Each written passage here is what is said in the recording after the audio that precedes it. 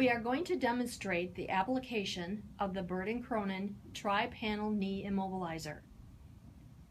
Knee immobilizers are frequently used for the treatment of knee fractures, sprains, dislocations, and are also used after knee surgery. Begin by choosing the correct length knee immobilizer. It is critical to determine the proper length of the immobilizer prior to the actual application.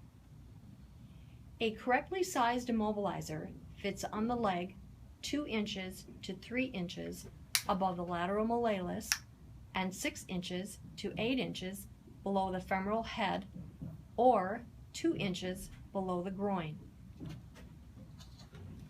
Remove the knee immobilizer from the package and separate the 3 individual panels, 1 posterior panel and 2 side panels.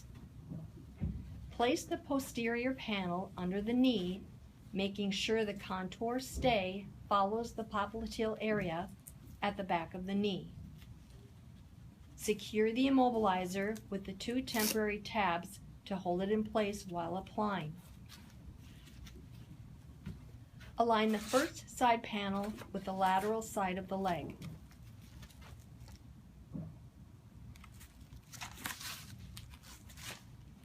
Align the second side panel with the medial side of the leg. Secure the hook and loop closure straps.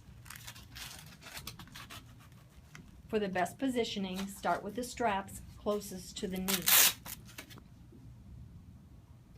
It is a good idea to go back and tighten the straps to make sure the immobilizer is securely positioned on the leg. Please note the number of straps vary depending on the length of the immobilizer.